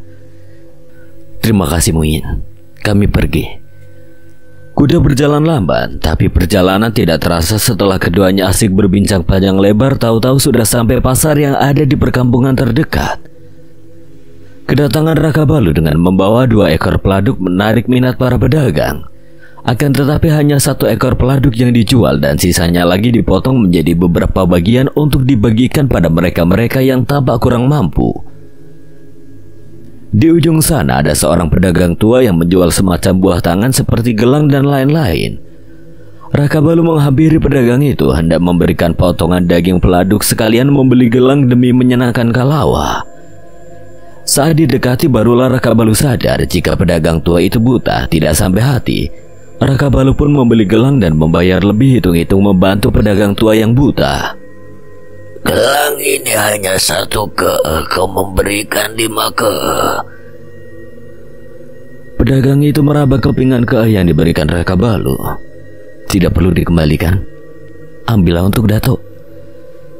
Sebagai balasan atas kebaikan Raka Balu, pedagang itu pun memberikan 3 gelang mungil yang terbuat dari akar bahar. Kalau begitu ambillah gelang ini untuk 3 anakmu yang sebentar lagi akan lahir. Raka Balu dan Kalawa sama-sama terkejut. Pasalnya pedagang tua itu tidak bisa melihat, jadi tidak mungkin tahu Kalawa sedang mengandung. Dan lebih terkejut lagi saat mengatakan 3 anak. Tidak mungkin 3 anak karena Bomo Istana telah berulang kali memeriksa bila Kalawa hanya mengandung 2 janin saja. Raka Balu dan Kalawa menoleh saling pandang tatkala mendengar ujaran pedagang tua itu. Sedikit membingungkan, tapi keduanya tidak sempat bertanya setelah beberapa orang lebih dulu datang melihat-lihat jualan pedagang tua. Terima kasih atas gelang ini. Raka Balu membawa Kalawa pergi. Selepas dari sana, Raka Balu tidak langsung kembali ke Telaga Bahandang. Ia masih mengajak Kalawa untuk menyinggahi beberapa lapak penjual makanan. Kita tidak perlu membeli makanan, Kanda. Bukan kamu yang sedang menyiapkan masakan? Makanlah sekarang, dan apa yang dimasak Muyin untuk nanti saja. Mulai dari makanan serba manis, cemilan sampai makanan berat dibeli Raka Balu hanya untuk Kalawa sampai istrinya itu protes sebab terlalu banyak makan. Apa ingin membeli makanan ini lagi untuk dibawa pulang? Kanda sengaja ingin membuat tubuh Dinda semakin melebar, kan? Dinda sudah sangat kenyang sekali, ini saja sudah tidak sanggup berjalan rasanya. Dinda memang jago makan semenjak mengandung. Tenang saja, suami Dinda masih kuat untuk menggendong Dinda sampai ke kuda, bahkan sampai ke Telaga Bahandang. Sejurus itu Raka Balu terkekeh seraya menghirup kuat terakhir miliknya. Saat Raka Balu hendak memberikan bayaran atas makanan itu, masuklah segerombolan pemuda bermuka arogan masing-masing menenteng cenakas. Sajikan makanan untuk kami. Seorang di antara mereka berseru garang, menggebrak meja mengejutkan pembeli yang lain, tidak terkecuali Kalawa. Tapi pagi tadi kalian sudah mengambil jatah. Sautan pemilik warung jadi pematik amarah para pemuda bengis itu. Yang paling tua meradang tidak terima. Itu apakah? Berani sekali kau membantah. Apa kau lupa kawasan ini milik kami? Wajah-wajah orang yang ada di sana mulai berubah takut, terlebih pemilik warung. Tidak ada yang bisa dilakukannya selain menuruti keinginan para pemuda tukang pemaksa itu. Di balik meja tubuhnya bergetar karena ketakutan. Cepatlah masing-masing berikan kami 2 mangkuk. Jaga sikapmu anak muda. Tiba-tiba Raka Balu berteriak sembari bangun dari duduknya. Kedatangan dan perbuatan semena-mena para pemuda itu ternyata mengusik Raka Balu dari tadi. Telinganya panas dan berdengung-dengung mendengar setiap kecurangan. Kanda, tenanglah. Kalawa turut bangun menyabarkan Raka Balu, sedang yang lainnya sudah menghambur keluar karena ketakutan dan tidak ingin terlibat. Siapa kau ini? Berani-beraninya meninggikan suara di depan kami. Majulah biar ku buat kau menjadi bangkai. Kedua rahang Raka Balu bergemeletuk disertai kepalan tangannya. Kalawa tahu bahwa suaminya setengah mati menahan kemarahan yang akhirnya meledak juga. Manusia merajalela seperti kalian harus dimusnahkan. Suara gesekan antara Mandau dan sarungnya membuat ngilu. Dia. Salah satu dari pemuda itu tergagap ketar-ketir saat mengetahui siapa yang baru saja mereka tantang. Sebelum Raka Balu melesat menghunus Mandau, Kalawa lebih dulu mencekal lengannya seraya membisikkan beberapa kalimat agar Raka Balu tidak termakan amarah. Kalawa tidak ingin ada pertumpahan darah di sana hanya karena suaminya jengkel melihat kelakuan para pemuda itu. Dia Batara Raka Balu. Pemuda yang sudah ketar-ketir itu akhirnya berseru dengan lantang sehingga tahulah seisi warung bahwa yang berdiri di sana adalah anak dari penguasa tanah Melayu. Beruntung sebelum Raka Balu menumpas habis para pemuda yang merajalela itu lebih dulu bertekuk lutut memohon ampun atas perbuatan semena-mena mereka. Aku telah melepaskan gelar kebangsawananku, tapi aku tidak akan pernah membiarkan kejahatan merajalela. Tidak ada yang menyaut. Setelah itu Raka Balu membawa Kalawa pergi dari sana dan kembali ke Telaga Bahandang. Dalam perjalanan, dada Raka Balu masih tampak berkembang kempis setelah amarah sempat menguasai dirinya. Awas saja mereka kedapatan denganku masih berbuat seperti itu. Tampaknya Raka Balu masih kesal. Terdengar beberapa kali ia mendengus setiap mengomel tentang itu. Kanda jangan terus jengkel seperti ini. Dinda yakin mereka tidak akan berani lagi karena yang mereka hadapi adalah suamiku, Batara Raka Balu. Balasan itu sekedar pengalihan agar Raka Balu tidak kesal lagi. Lalu sepanjang perjalanan itu entah berapa kali Kalawa menguap lebar, sehingga Raka Balu sedikit mempercepat langkah kudanya. Tak lama mereka pun tiba di telaga. Dari kejauhan tambah asap dari gubuk masih mengepul sesaat setelah Muyin selesai memasak hasil buruan Raka Balu. Kalian pulang tepat waktu. Aku baru saja selesai memasak, silakan dinikmati. Tatkala tutup tembikar itu dibuka, aroma yang menggugah selera sontak menyeruak ke rongga hidung. Aroma masakanmu enak sekali. Tapi sayang, aku sudah sangat kenyang, Muyin. Itu bukan besar karena kekenyangan kan, Kalawa? Iya, ini karena kekenyangan. Di pasar tadi Kanda membelikan aku banyak makanan dan aku memakan semuanya sampai habis. Dan sekarang aku jadi ngantuk. Selucu itu Kalawa mengoceh membuat Raka Balu tidak tahan ingin mengecup bibir manisnya. Tahu Kalawa memang mengantuk, Raka Balu segera memintanya untuk tidur. Aku sudah tidak sanggup berjalan lagi. Perlahan Kalawa berbaring mengambil posisi yang paling nyaman untuknya. Kelakar Raka Balu dan Muyin di emper gubuk malah jadi dongeng pengantar tidur bagi Kalawa hingga ia pun tidur tanpa membuang waktu.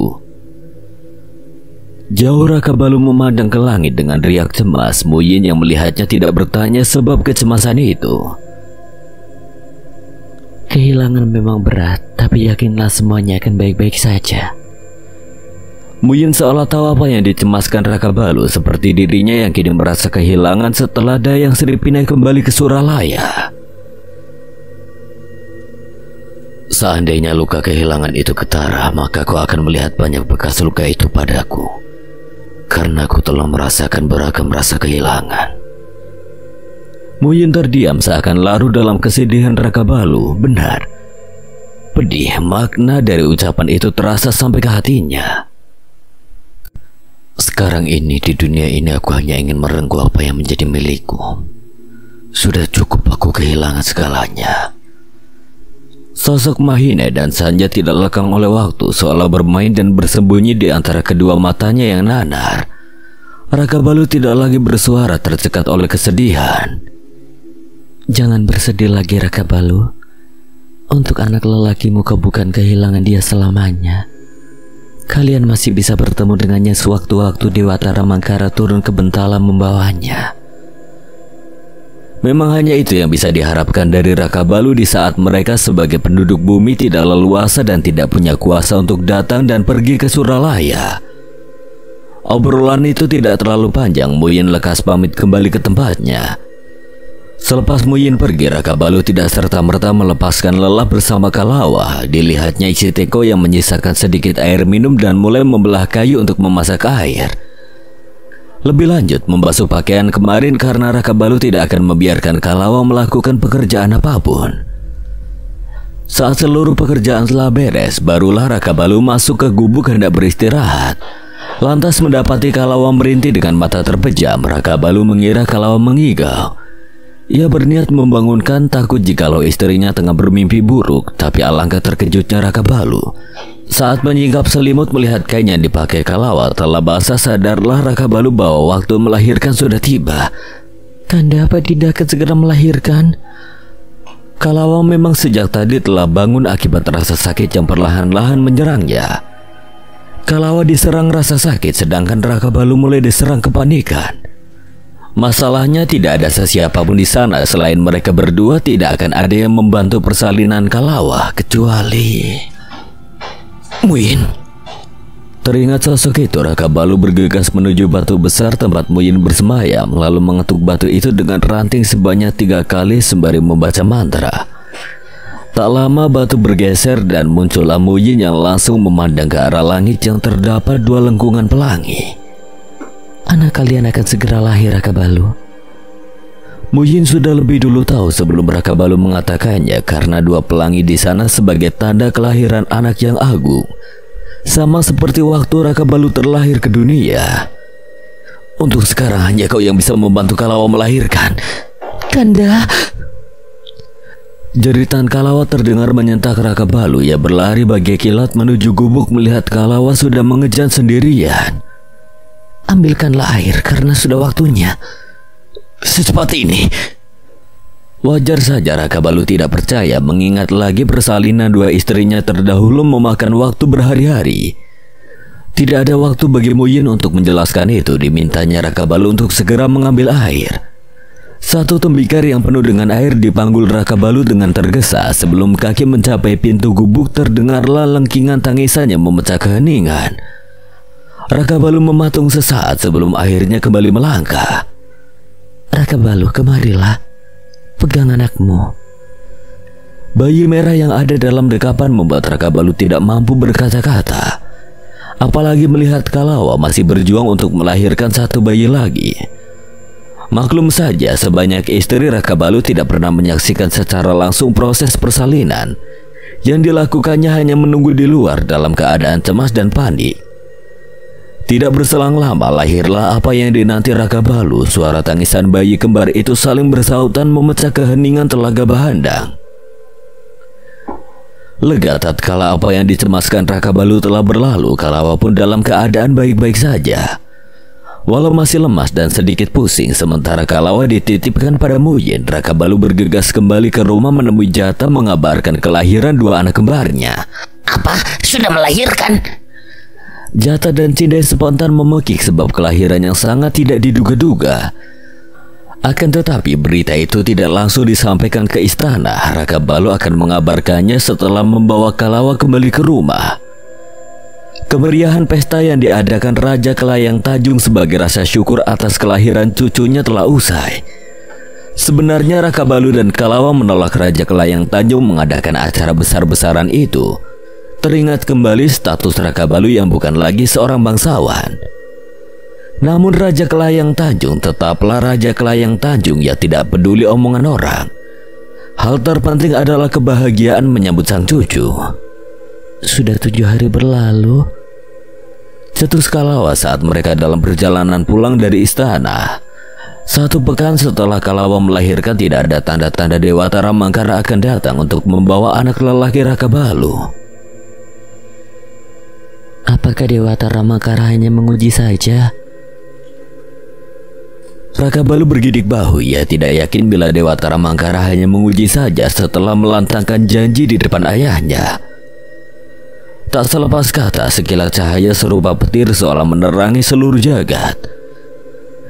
Jata nyaris terjungkal karena keterkejutan kuda akibat kilauan cahaya itu. Dewata Mangkara yang dikira tidak akan datang ternyata sudah berdiri di depan sana bersama Dayang Sri Pinai. Dewata datang, Kalawa. Anakku, kami datang menepati janji. Malam itu adalah malam segala-galanya. Kalawa tidak bisa membendung apa yang menjadi sebab hatinya. Tangis pun pecah bersamaan dengan pertemuan pertamanya dengan kedua orang tua sekaligus perpisahan dengan anaknya. Dayang Sri Pinai memeluk seerat hati, menumpahkan segenap kerinduan yang telah lama terpendam di relung jiwa. Maafkan ibu tidak bisa menjagamu dengan baik. Dan sekarang ibu akan membalasnya dengan merawat anakmu sebaik-baiknya, Kalawa. Kalawa menguraikan pelukan, menyeka air mata, berusaha untuk menerima takdir. Bayi lelaki yang sedang dalam dekapan Raka Balu diserahkan dengan berat hati. Kami percayakan Antasena pada kalian, Dewata. Mereka menyaksikan Raka Balu begitu tegar, padahal dialah yang paling rapuh di antara yang lain. Bayi kembar yang bernama Antasena dan Arumdalu itu dirajakan simbol bulan sabit di dahi oleh Dewata Mangkara. Walaupun Arumdalu tidak akan menghuni Suralaya, Dewata Mangkara tetap memberikan simbol itu pada cucu perempuannya. Setelah pertemuan dan perpisahan yang mengharu biru, Dewatara Mangkara pamit dan berjanji bahwa Antasena akan datang satu saat nanti. Alhasil kejadian itu membuat Kalawa menangis sepanjang malam hingga pagi datang matanya tampak bengkak. Beberapa patah kata-kata penyemangat dari Cindai tidak mampu menghalau kesedihan Kalawa. Jangankan Cindai, kalimat bijak dari Raka Balu tidak mempan terhadap Kalawa. Gara-gara itu Raka Balu jadi tidak sampai hati ingin meninggalkan Kalawa untuk berburu. Tapi apa harus diperbuat? Mereka butuh penunjang untuk sehari-hari, sehingga mau tidak mau Raka Balu harus pergi. Setelah mengasuh Arum Dalu, Raka Balu pun pamit pada Kalawa untuk pergi berburu bersama Jata. Matahari sudah melewati kepala, tapi buruan tidak kunjung didapatkan, padahal sudah di sepanjang hari menyusuri hutan. Apa kita memasuki hutan gaib, Empu? Aku perhatikan sedari tadi tidak terlihat hewan. Bahkan burung enggan keluar dari sarang. Menganggap memang tidak beruntung, Raka Balu memutuskan pulang dengan tangan hampa. Keduanya beriringan asik berkelakar. Di tengah perjalanan, Raka Balu menghentikan kuda manakala mendengar sesuatu. "Kau dengar itu, Jata?" Jata menajamkan pendengaran lalu mengangguk. "Bayi menangis."